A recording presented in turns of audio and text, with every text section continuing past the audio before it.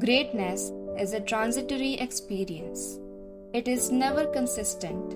It depends in part upon the myth-making imagination of humankind. The person who experiences greatness must have a feeling for the myth he is in. He must reflect what is projected upon him, and he must have a strong sense of the sardonic. This is what uncouples him from belief in his own pretensions. The sardonic is all that permits him to move within himself. Without this quality, even occasional greatness will destroy a man. From Collected Sayings of Muad'Dib by the Princess Irulan. In the dining hall of the Arakan Great House, suspensor lamps had been lighted against the early dark. They cast their yellow glows upward onto the black bull's head with its bloody horns and onto the darkly glistening oil painting of the old duke. Beneath these talismans, white linen shone around the burnished reflections of the Atreides silver, which had been placed in precise arrangements along the great table, little archipelagos of service waiting beside crystal glasses, each setting squared off before a heavy wooden chair. The classic central chandelier remained unlighted, and its chain twisted upward into shadows where the mechanism of the poison snooper had been concealed. Pausing in the doorway to inspect the arrangements, the Duke thought about the poison snooper and what it signified in his society. All of a pattern, he thought. You can plumb us by our language, the precise and delicate delineations for ways to administer treacherous death. Will someone try chow murki tonight, poison in the drink? Or will it be chow mas, poison in the food? He shook his head. Beside each plate on the long table stood a flagon of water. There was enough water along the table, the Duke estimated, to keep a poor Arakan family for more than a year. Flanking the doorway in which he stood were broad laving basins of ornate yellow and green tile. Each basin had its rack of towels. It was the custom, the housekeeper had explained, for guests as they entered to dip their hands ceremoniously into a basin, slop several cups of water onto the floor, dry their hands on a towel, and fling the towel into the growing puddle at the door. After the dinner, beggars gathered outside to get the water squeezing from the towels. How typical of a Harkonnen fief, the Duke thought. Every degradation of the spirit that can be conceived. He took a deep breath, feeling rage tighten his stomach. The custom stops here, he muttered. He saw a serving woman, one of the old and gnarled ones the housekeeper had recommended, hovering at the doorway from the kitchen across from him. The Duke signalled with upraised hand. She moved out of the shadows, scurried around the table towards him, and he noted the lathery face, the blue within blue eyes. My lord wishes? She kept her head bowed, eyes shielded. He gestured. Have these basins and towels removed. But, noble-born, she looked up, mouth gaping. I know the custom, he barked. Take these basins to the front door, while we are eating and until we are finished. Each beggar who calls may have a cup full of water. Understood? Her lathery face displayed a twisting of emotions, dismay, anger. With sudden insight led to realize that she must have planned to sell the water squeezings from the foot-trampled towels, wringing a few coppers from the wretches who came to the door. Perhaps that also was a custom. His face clouded and he growled, I'm posting a guard to see that my orders are carried out to the letter. He whirled, strode back down the passage to the great hall. Memories rolled in his mind like the toothless mutterings of old women. He remembered open water and waves, days of grass instead of sand, dazed summers that had whipped past him like windstorm leaves. All gone. I'm getting old, he thought. I felt the cold hand of my mortality, and in what? An old woman's greed. In the great hall, the Lady Jessica was the center of a mixed group standing in front of the fireplace. An open blaze crackled there, casting flickers of orange light onto jewels and laces and costly fabrics. He recognized in the group a steel suit manufacturer down from Carthage, an electronics equipment importer, a water shipper whose summer mansion was near his polar cap factory, a representative of the Guild Bank, lean and remote, that one, a dealer in replacement parts for spice mining equipment, a thin and hard-faced woman whose escort service for off-planet visitors reputedly operated as cover for various smuggling, spying, and blackmail operations. Most of the women in the hall seemed cast from a specific type, decorative, precisely turned out, an odd mingling of untouchable sensuousness. Even without her position as hostess, Jessica would have dominated the group, he thought. She wore no jewelry and had chosen warm colors, a long dress almost the shade of the open blaze, and an earth-brown band around her bronzed hair. He realized she had done this to taunt him subtly, a reproof against his recent pose of coldness. She was well aware that he liked her best in these shades, that he saw her as a rustling of warm colors. Nearby, more an outflanker than a member of the group, stood Duncan Idaho in glittering dress uniform, flat face unreadable, the curling black hair neatly combed. He had been summoned back from the Fremen and had his orders from Hawat. Under pretext of guarding her, you will keep the Lady Jessica under constant surveillance. The Duke glanced around the room. There was Paul in the corner, surrounded by a fawning group of the younger Araki enriches, and aloof among them, 3 officers of the house troop. The Duke took particular note of the young woman. What a catch a ducal hire would make! But Paul was treating all equally with an air of reserved nobility. He'll wear the title well, the Duke thought, and realized with a sudden chill that this was another death thought. Paul saw his father in the doorway, avoided his eyes. He looked around at the clustering of guests, the jeweled hands clutching drinks, and the unobtrusive inspections with tiny remote-cast snoopers. Seeing all the chattering faces, Paul was suddenly repelled by them. They were cheap masks, locked on festering thoughts, voices gabbling to drown out the loud silence in every breast. "I'm in a sore mood," he thought, and wondered what Gurney would say to that. He knew his mood's source. He hadn't wanted to attend this function, but his father had been firm. "You have a place, a position to uphold. You are old enough to do this. You are almost a man." Paul saw his father emerge from the doorway, inspect the room, and then cross to the group around the Lady Jessica. As Leto approached Jessica's group, the water shipper was asking, "Is it true the Duke will put in weather control?" From behind the man, the Duke said, "We haven't gone that far in our thinking, sir." The man turned, exposing a bland round face, darkly tanned. "Ah, the Duke," he said, "we missed you." Leto glanced at Jessica, a thing needed doing.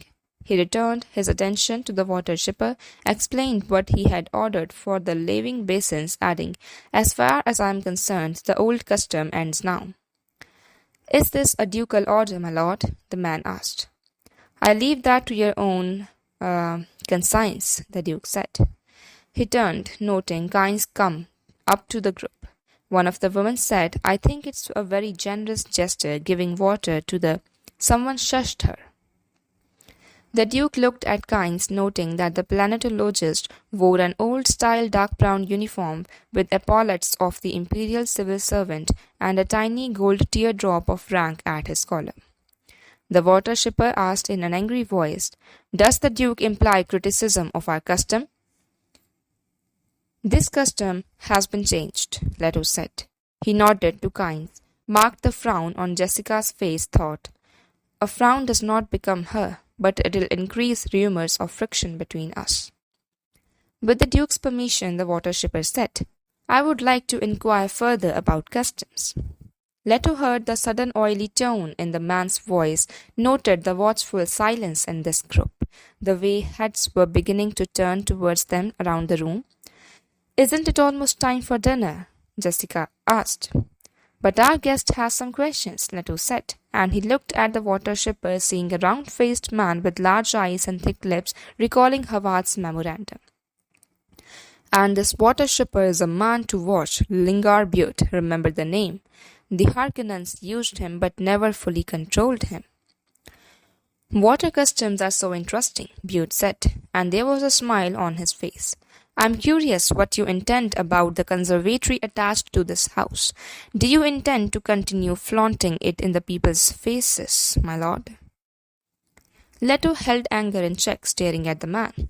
Thoughts raced through his mind. It had taken bravery to challenge him in his own ducal castle, especially since they now had Butte's signature over a contract of allegiance.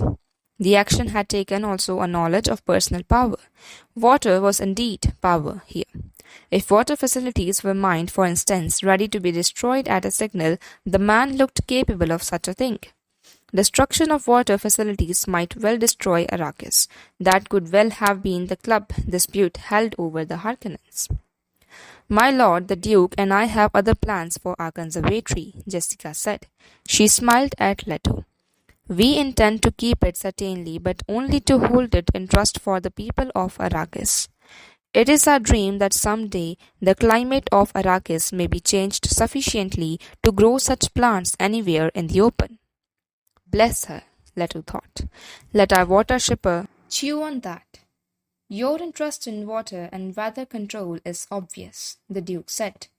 I would advise you to diversify your holdings. One day, water will not be a precious commodity on Arrakis. And he thought Hawat must redouble his efforts at infiltrating this Butte's organization, and we must start on standby water facilities at once. No man is going to hold a club over my head. Butte nodded, the smile still on his face. A commendable dream, my lord. He withdrew a pace. Leto's attention was caught by the expression on Kyne's face. The man was staring at Jessica. He appeared transfigured like a man in love or caught in a religious trance. Kyne's thoughts were overwhelmed at last by the words of prophecy. And they shall share your most precious dream. He spoke directly to Jessica. Do you bring the shortening of the way? Ah, Dr. Kynes, the water shipper said. You have come in from tramping around with your mops of Fremen. How gracious of you. Kynes passed an unreadable glance across Butte, said, It is said in the desert that possession of water in great amount can inflict a man with fatal carelessness. They have many strange sayings in the desert, Butte said, but his voice betrayed uneasiness. Jessica crossed to Leto, slipped her a hand under his arm to gain a moment in which to calm herself. Kynes had said, the shortening of the way. In the old tongue, the phrase translated as Kwisatz Haderach. The planetologist's odd question seemed to have gone unnoticed by the others, and now Kynes was bending over one of the consort women, listening to a low-voiced coquetry. Kwisatz Haderach, Jessica thought. Did our Missionoria Protectiva plant that legend here too? The thought fanned her secret hope for Paul. He could be the Kwisatz Haderach. He could be.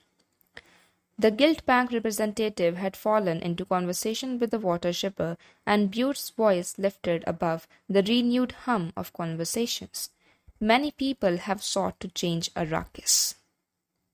The Duke saw how the words seemed to pierce Kynes, jerking the planetologist upright and away from the flirting woman. Into the sudden silence, a house trooper in uniform of a footman cleared his throat behind Leto, said, Dinner is served, my lord. The Duke directed a questioning glance down at Jessica. The custom here is for host and hostess to follow their guest to table, she said, and smiled. Shall we change that one too, my lord? He spoke coldly. That seems a goodly custom. We shall let it stand for now. The illusion that I suspect her of treachery must be maintained, he thought. He glanced at the guest filing past them. Who among you believes this lie? Jessica senses his remoteness, wondered at it as she had done frequently the past week. He acts like a man struggling with himself, she thought. Is it because I moved so swiftly setting up this dinner party? Yet, he knows how important it is that we begin to mix our officers and men with the locals on a social plane. We are father and mother surrogate to them all. Nothing impresses that fact more firmly than this sort of social sharing. Leto, watching the guest file past, recalled what Thufir Hawat had said when informed of the affair. Sire, I forbid it. A grim smile touched the Duke's mouth. What a scene that had been! And when the Duke had remained adamant about attending the dinner, Hawat had shaken his head. I have bad feelings about this, my lord, he had said. Things move too swiftly on Arrakis. That's not like the Harkonnens. Not like them at all. Paul passed his father escorting a young woman half a head taller than himself. He shot a sore glance at his father, nodded at something the young woman said. Her father manufactures still suits, Jessica said. I am told that only a fool would be caught in the deep desert wearing one of the man's suits. Who's the man with the scarred face ahead of Paul? The Duke asked. I don't place him. A late addition to the list, she whispered. Gurney arranged the invitation. Smuggler. Gurney arranged? At my request. It was cleared with Hawat, although I thought Hawat was a little stiff about it. The smugglers called Tuek, a smart Tuek. He is a power among his kind. They all know him here. He is dined at many of the houses. Why is he here? Everyone here will ask that question, she said. Tuek will sow doubt and suspicion just by his presence. He'll also serve notice that you are prepared to back up your orders against graft by enforcement from the smuggler's end as well. This was the point Hawat appeared to like. I'm not sure I like it, he nodded to a passing couple. Saw only a few of their guests remain to precede them. Why didn't you invite some Fremen? There's Kynes, she said. Yes, there's Kynes, he said. Have you arranged any other little surprises for me? He led her into step behind the procession. All else is most conventional, she said, and she thought, my darling, can't you see that this smuggler controls fast ships, that he can be bribed? We must have a way out, a door of escape from Arrakis, if all else fails us here. As they emerged into the dining hall, she disengaged her arm, allowed Leto to seat her. He strode to his end of the table. A footman held his chair for him. The others settled with a swishing of fabrics, a scraping of chairs, but the Duke remained standing. He gave a hand signal, and the house troopers in footman uniform around the table stepped back, standing at attention. Uneasy silence settled over the room. Jessica, looking down the length of the table, saw a faint trembling at the corners of Leto's mouth, noted the dark flush of anger in his cheeks. What had angered him? She asked herself. Surely not my invitation to the smuggler.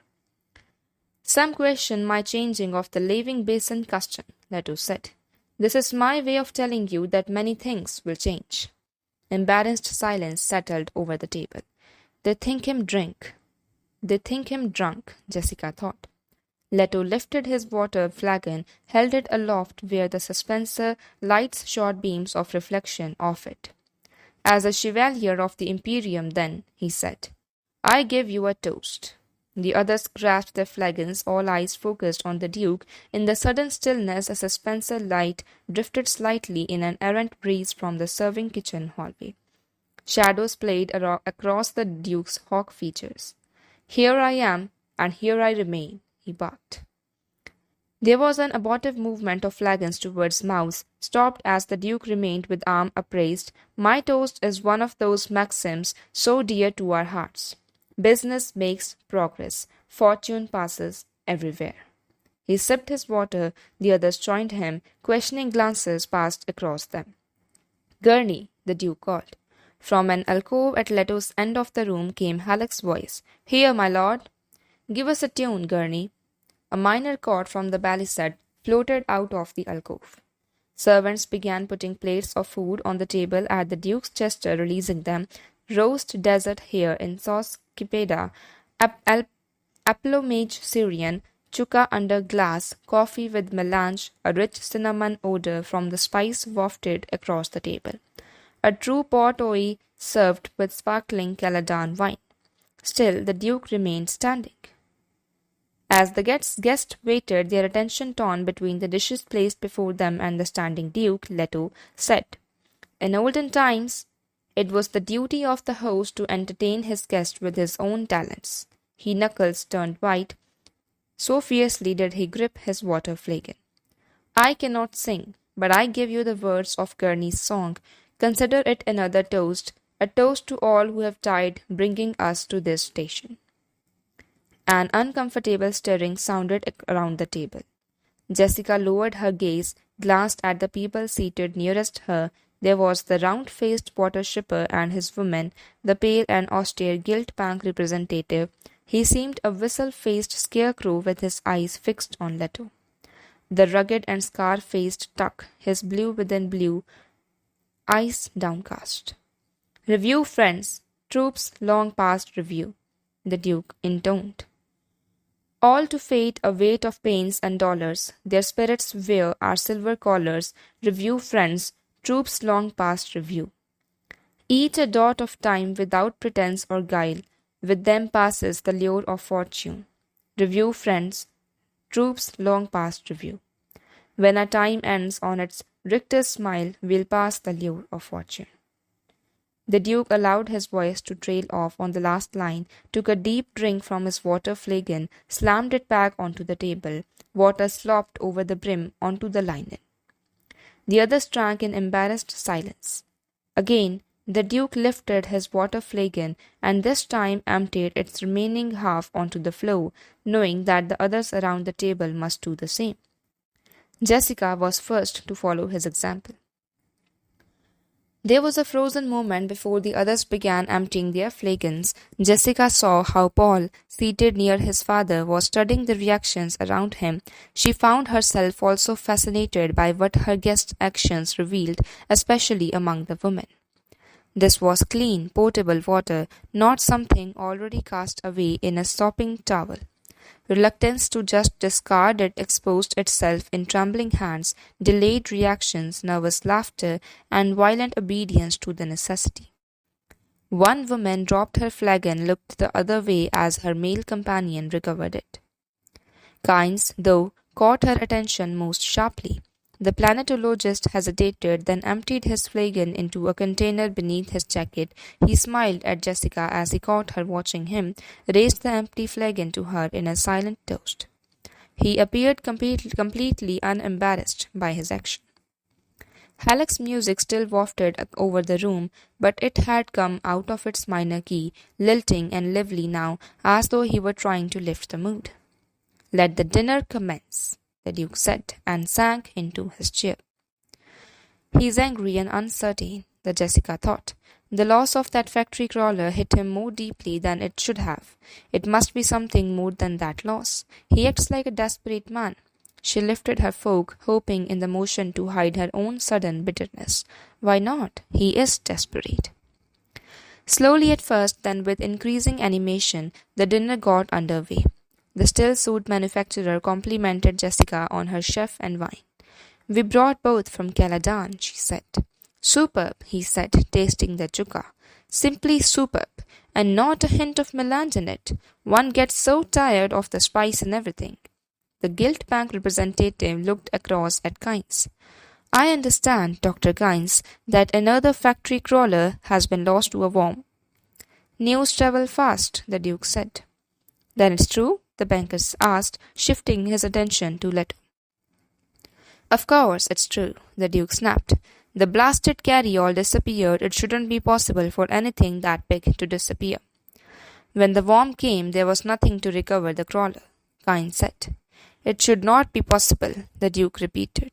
"No one saw the carry-all leave?" the banker asked. "Spotters customarily keep their eyes on the sand," Kynes said. "They are primarily interested in worm sign. A carry-all's complement usually is 4 men, 2 pilots and 2 journeymen attachers. If one or even 2 of this crew were in the pay of the Duke's force—" "Ah, I see," the banker said. "And you, as judge of the change, do you challenge this?" "I shall have to consider my position carefully," Kynes said, "and I certainly will not discuss it at table." And he thought that pale skeleton of a man. He knows this is the kind of infraction I was instructed to ignore. The banker smiled, returned his attention to his food. Jessica sat remembering a lecture from her Ben Gesserit school days. The subject had been espionage and counter-espionage. A plump, happy-faced Reverend Mother had been the lecturer, her jolly voice contrasting weirdly with the subject matter. A thing to note about any espionage and or counter-espionage school is the similar basic reaction pattern of all its graduates. Any enclosed discipline sets its stamp, its pattern upon its students. That pattern is susceptible to analysis and prediction. Now, motivational patterns are going to be similar among all espionage agents. That is to say, there will be certain types of motivation that are similar despite differing schools or opposed aims. You will study first how to separate this element from your analysis. In the beginning, through interrogation patterns that betray the inner orientation of the interrogators. Secondly, by close observation of language thought orientation of those under analysis.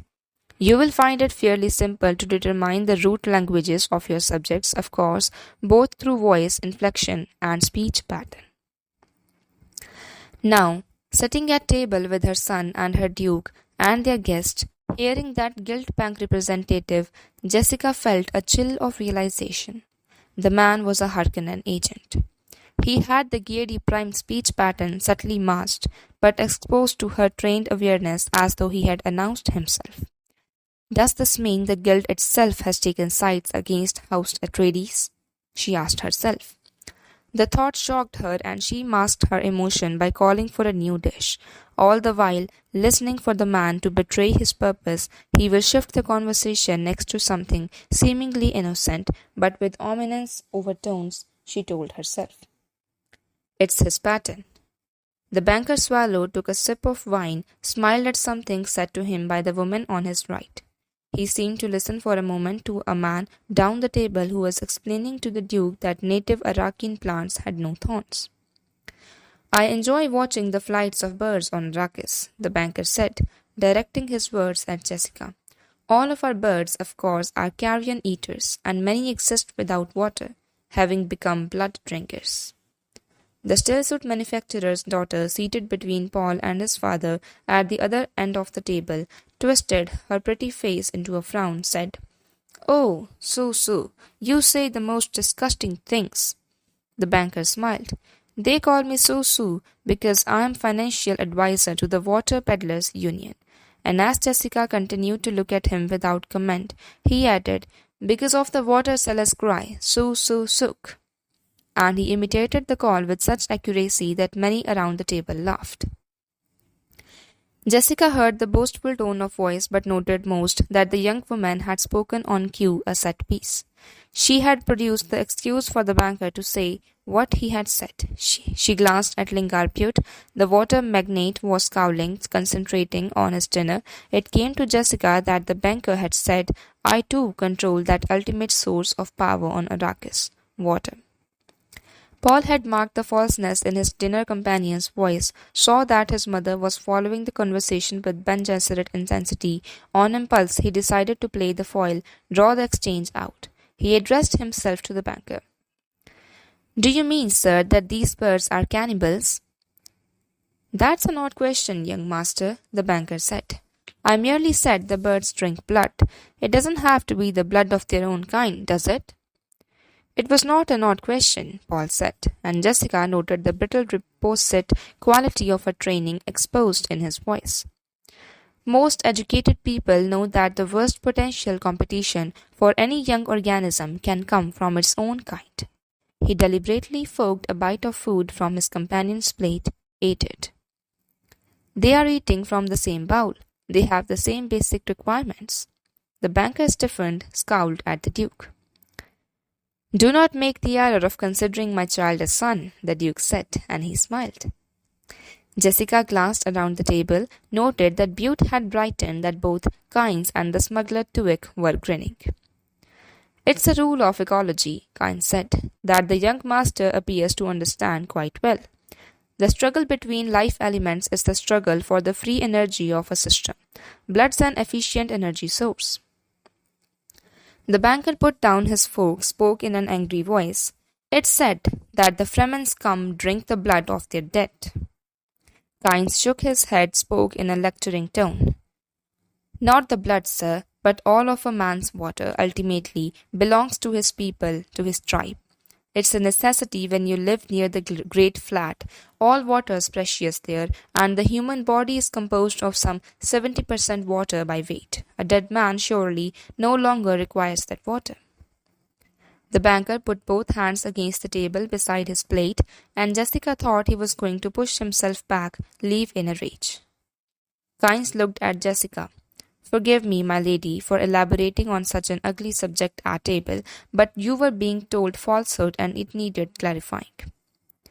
You have associated so long with Fremen that you have lost all sensibilities, the banker rasped. Kynes looked at him calmly, studied the pale, trembling face. Are you challenging me, sir? The banker froze. He swallowed. Spoke stiffly. Of course not. I'd not so insult our host and hostess. Jessica heard the fear in the man's voice, saw it in his face, in his breathing, in the pulse of a vein at his temple. The man was terrified of Kynes. Our host and hostess are quite capable of deciding for themselves when they have been insulted, Kynes said. They are brave people who understand defense of honor. We all may attest to their courage by the fact that they are here, now, on Arrakis. Jessica saw that Leto was enjoying this, most of the others were not. People all around the table sat poised for flight, hands out of sight under the table. Two notable exceptions were Butte, who was openly smiling at the banker's discomfiture, and the smuggler Tuek, who appeared to be watching Kynes for a cue. Jessica saw that Paul was looking at Kynes in admiration. Well, Kynes said. I meant no offense, the banker muttered. If offense was taken, please accept my apologies. Freely given, freely accepted, Kynes said. He smiled at Jessica, resumed eating as though nothing had happened. Jessica saw that the smuggler too had relaxed. She marked this. The man had shown every aspect of an aide, ready to leap to Kynes' assistance. There existed an accord of some sort between Kynes and Tuek. Leto toyed with the fork, looked speculatively at Kynes. The geologist's manner indicated a change in attitude towards the House of Atreides. Kynes had seemed colder on their trip over the desert. Jessica signaled for another course of food and drink. Servants appeared with langues de lapins de Garan, red wine, and a sauce of mushroom yeast on the side. Slowly the dinner conversation resumed, but Jessica heard the agitation in it, the brittle quality, saw that the banker ate in sullen silence. Kynes would have killed him without hesitating, she thought. And she realized that there was an off-hand attitude toward killing in Kynes' manner. He was a casual killer, and she guessed that this was a Fremen quality. Jessica turned to the stillsuit manufacturer on her left, said, I find myself continually amazed by the importance of water on Arrakis. Very important, he agreed. What is this dish? It's delicious. Tongues of wild rabbit in a special sauce, she said. A very old recipe. I must have that recipe, the man said. She nodded. I'll see that you get it. Kynes looked at Jessica, said, The newcomer to Arrakis frequently underestimates the importance of water here. You are dealing, you see, with the law of the minimum. She heard the testing quality in his voice, said, Growth is limited by that necessity which is present in the least amount. And naturally the least favorable condition controls the growth rate. It's rare to find members of a great house aware of planetological problems, Kynes said. Water is the least favorable condition for life on Arrakis, and remember that growth itself can produce unfavorable conditions unless treated with extreme care. Jessica sensed a hidden message in Kynes' words, but knew she was missing it. Growth, she said. Do you mean Arrakis can have an orderly cycle of water to sustain human life under more favorable conditions? Impossible, the water magnate barked. Jessica turned her attention to Butte. Impossible? Impossible on Arrakis, he said. Don't listen to this dreamer. All the laboratory evidence is against him. Kynes looked at Butte, and Jessica noted that the other conversations around the table had stopped while people concentrated on this new interchange. Laboratory evidence tends to blind us to a very simple fact, Kynes said. That fact is this: we are dealing here with matters that originated and exist out of doors where plants and animals carry on their normal existence. Normal? Butte snorted. Nothing about Arrakis is normal. Quite the contrary, Kynes said. Certain harmonies could be set up here along self-sustaining lines. You merely have to understand the limits of the planet and the pressures upon it. It'll never be done, Butte said. The Duke came to a sudden realization, placing the point where Kynes' attitude had changed. It had been when Jessica had spoken of holding the conservatory plants in trust for Arrakis. What would it take to set up the self-sustaining system, Dr. Kynes? Leto asked. If we can get 3% of the green plant element on Arrakis involved in forming carbon compounds as foodstuffs, we have started the cyclic system, Kynes said. What was the only problem? The Duke asked. He sensed Kynes' excitement, felt himself caught up in it. Water overshadows the other problems, Kynes said. This planet has much oxygen without its usual concomitants. Widespread plant life and large sources of free carbon dioxide from such phenomena as volcanoes. There are unusual chemical interchanges over large surface areas here. Do you have pilot projects? The Duke asked.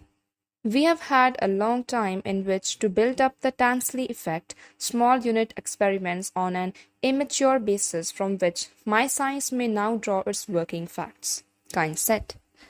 There isn't enough water, Butte said. There just isn't enough water. Master Butte is an expert on water, Kynes said. He smiled, turned back to his dinner. The Duke gestured sharply down with his right hand, barked, No, I want an answer. Is there enough water, Dr. Kynes? Kynes stared at his plate. Jessica watched the play of emotion on his face. He masks himself well, she thought. But she had him registered now and read that he regretted his words. Is there enough water? The Duke demanded. There may be, Kynes said. He's faking uncertainty, Jessica thought. With his deeper truth sense, Paul caught the underlying motive, had to use every ounce of his training to mask his excitement. There is enough water, but Kynes doesn't wish it to be known. Our planetologist has many interesting dreams, Butte said. He dreams with the Fremen of prophecies and messiahs. Chuckles sounded at odd places around the table. Jessica marked them: the smuggler, the still-suit manufacturer's daughter, Duncan Idaho, the woman with the mysterious escort service. Tensions are oddly distributed here tonight, Jessica thought. There's too much going on of which I'm not aware. I'll have to develop new information sources. The Duke passed his gaze from Kynes to Butte to Jessica. He felt oddly let down, as though something vital had passed him here. Maybe, he muttered. Kynes spoke quickly. Perhaps we should discuss this another time, my lord. There are so many. The planetologist broke off as an uniformed Atreides trooper hurried in through the service door, was passed by the guard, and rushed to the Duke's side. The man bent, whispering into Leto's ear. Jessica recognized the cap sign of Hawat's corps, fought down uneasiness. She addressed herself to the still-suit manufacturer's feminine companion, a tiny, dark-haired woman with a doll face, a touch of epicanthic fold to the eyes. You have hardly touched your dinner, my dear, Jessica said.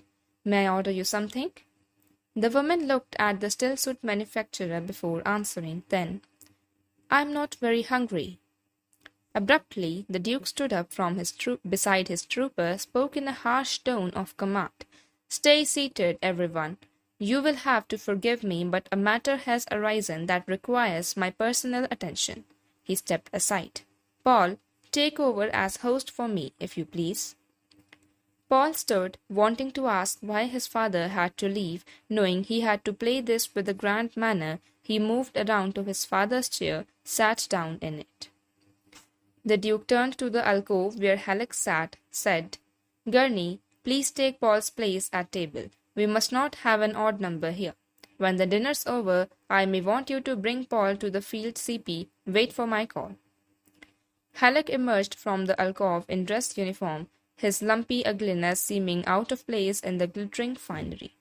He leaned his palisade against the wall, crossed to the chair Paul had occupied, sat down. There's no need for alarm, the Duke said, but I must ask that no one leave until our house guard says it's safe. You will be perfectly secure as long as you remain here, and we'll have this little trouble cleared up very shortly. Paul caught the code words in his father's message: guard, safe, secure, shortly. The problem was security, not violence. He saw that his mother had read the same message. They both relaxed. The Duke gave a short nod, wheeled, and strode through the service door, followed by his trooper. Paul said, Please go on with your dinner. I believe Dr. Kynes was discussing water. May we discuss it another time? Kynes asked. By all means, Paul said. And Jessica noted with pride her son's dignity, the mature sense of assurance. The banker picked up his water flagon, gestured with it at Bute. None of us here can surpass Master Lingard Bute in flowery phrases. One might assume, almost, he aspired to great house status. Come, Master Bute, lead us in a toast. Perhaps you have a dollop of wisdom for the boy who must be treated like a man. Jessica clenched her right hand into a fist beneath the table. She saw a hand signal pass from Halleck to Idaho, saw the house troopers along the walls move into positions of maximum guard. Bute cast a venomous glare at the banker. Paul glanced at Halleck, took in the defensive positions of his guards, looked at the banker until the man lowered the water flagon. He said, Once on Caladan, I saw the body of a drowned fisherman recovered. He drowned? It was the still-suit manufacturer's daughter. Paul hesitated, then, Yes, immersed in water until dead, drowned. What an interesting way to die, she murmured. Paul's smile became brittle. He returned his attention to the banker. The interesting thing about this man was the wounds on his shoulders, made by another fisherman's claw boots. The fisherman was one of several in a boat, a craft for travelling on water that foundered, sank beneath the water. Another fisherman, helping recover the body, said he had seen marks like this man's wounds several times. They meant another drowning fisherman had tried to stand on this poor fellow's shoulder in the attempt to reach up to the surface, to reach air. Why is this interesting? The banker asked. Because of an observation made by my father at the time. He said the drowning man who climbs on your shoulders to save himself is understandable, except when you see it happen in the drawing room. Paul hesitated just long enough for the banker to see the point coming. Then, and I should add, except when you see it at the dinner table. A sudden stillness enfolded the room. That was rash, Jessica thought. This banker might have enough rank to call my son out. She saw that Idaho was poised for instant action. The house troopers were alert. Gurney Halleck had his eyes on the men opposite him. Ho, ho, ho, ho. It was the smuggler Tuek, head thrown back, laughing with complete abandon. Nervous smiles appeared around the table. Bute was grinning. The banker had pushed his chair back, was glaring at Paul. Kynes said, One baits an Atreides at his own risk. Is it Atreides' custom to insult their guest? The banker demanded. Before Paul could answer, Jessica leaned forward, said, Sir, and she thought, we must learn this Harkonnen creature's game. Is he here to try for Paul? Does he have help? My son displays a general garment, and you claim it's cut to your fit? Jessica asked. What a fascinating revelation. She slid a hand down to her leg to the crisp knife she had fastened in a calf sheath. The banker turned his glare on Jessica. Eyes shifted away from Paul, and she saw him ease himself back from the table, freeing himself for action. He had focused on the code word, garment, prepare for violence. Kynes directed a speculative look at Jessica, gave a subtle hand signal to Thwick. The smuggler lurched to his feet, lifted his flagon. "I'll give you a toast," he said. "To young Paul Atreides, still a lad by his looks, but a man by his actions." "Why do they intrude?" Jessica asked herself. The banker stared now at Kynes, and Jessica saw terror return to the agent's face. People began responding all around the table. "Where Kynes leads, people follow," Jessica thought. "He has told us he sides with Paul. What's the secret of his power? It can't be because he's judge of the change. That's temporary, and certainly not because he's a civil servant." She removed her hand from the crysknife hilt, lifted her flagon to Kynes, who responded in kind. Only Paul and the banker, Su, what an idiotic nickname, Jessica thought, remained empty-handed. The banker's attention stayed fixed on Kynes. Paul stared at his plate.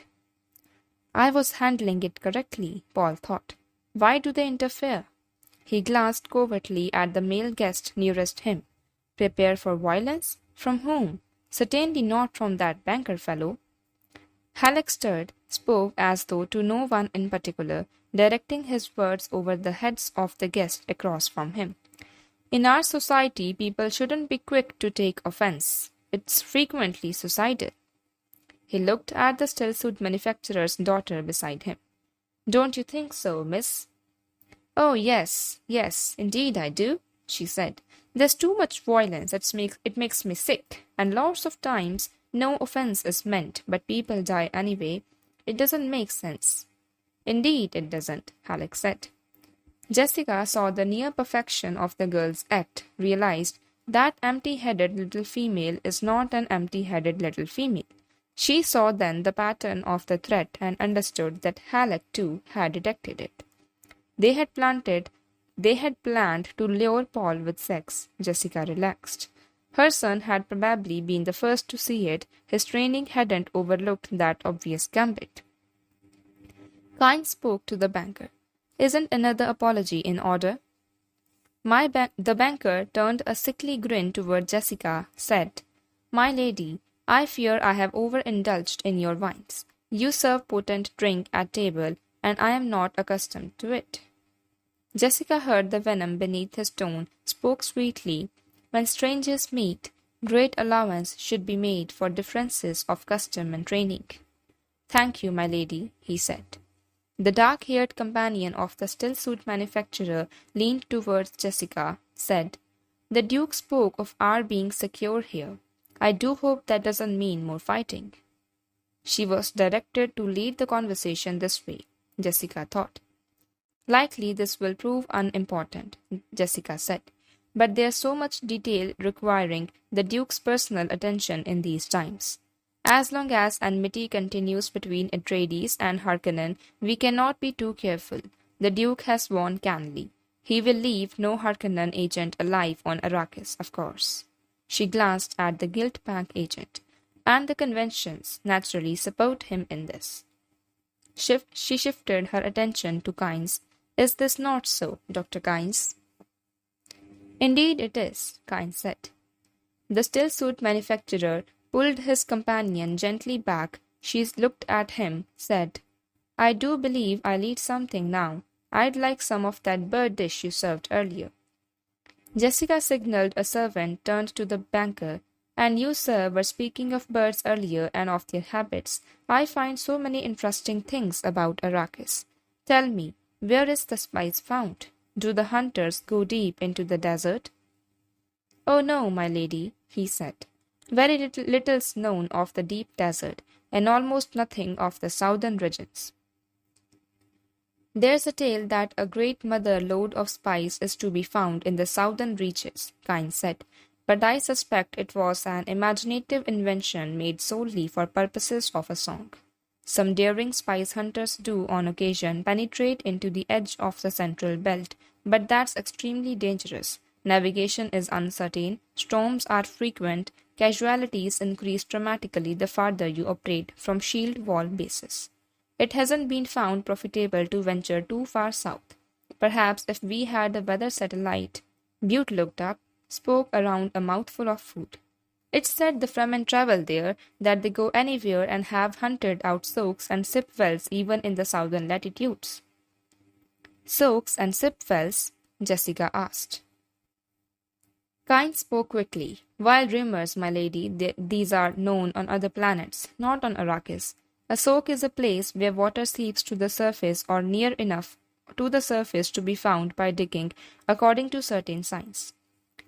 A sip well is a form of soak where a person draws water through a straw, so it is said. There's deception in his words, Jessica thought. Why is he lying? Paul wondered. How very interesting, Jessica said, and she thought, it is said, what a curious speech mannerism they have here. If they only knew what it reveals about their dependence on superstitions. I have heard you have a saying, Paul said, that polish comes from the cities, wisdom from the desert. There are many sayings on Arrakis, Kynes said. Before Jessica could frame a new question, a servant bent over her with a note. She opened it, saw the Duke's handwriting and code signs, scanned it. You will all be delighted to know, she said, that our Duke sends his reassurances. The matter which called him away has been settled, the missing carryall has been found, a Harkonnen agent in the crew overpowered the others and flew the machine to a smuggler's base, hoping to sell it there. Both man and machine were turned over to our forces. She nodded to Tuek. The smuggler nodded back. Jessica refolded the note, tucked it into her sleeve. I'm glad it didn't come to open battle, the banker said. The people have such hopes the Atreides will bring peace and prosperity. Especially prosperity, Butte said. Shall we have our dessert now? Jessica asked.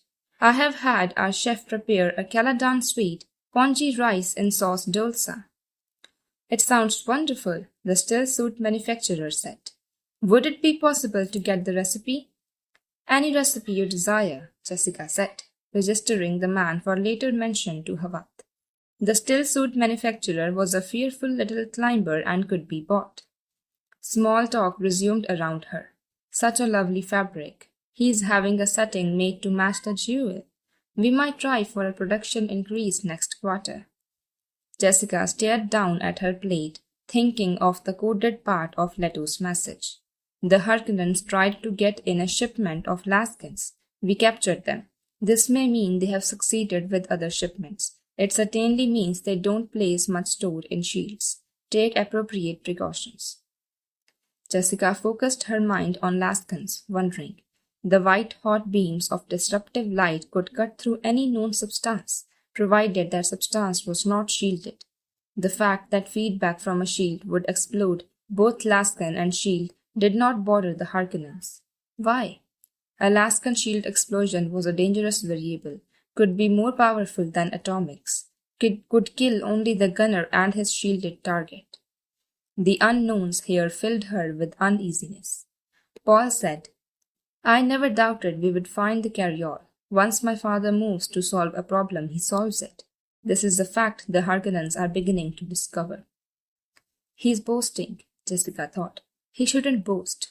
No person who will be sleeping far below ground level this night as a precaution against Laskins has the right to boast.